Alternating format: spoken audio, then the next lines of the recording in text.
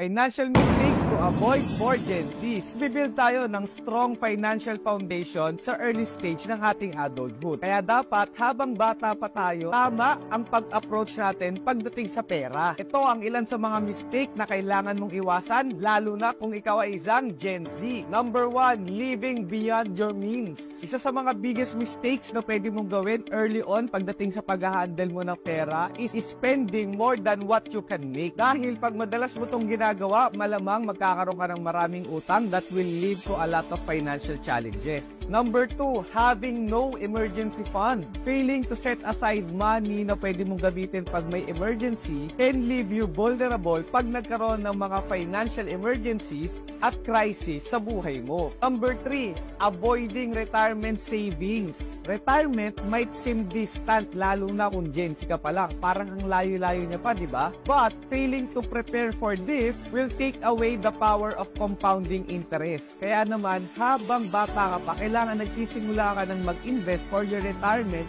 dahil kakampi mo yung oras. Number 4, overusing of credit cards.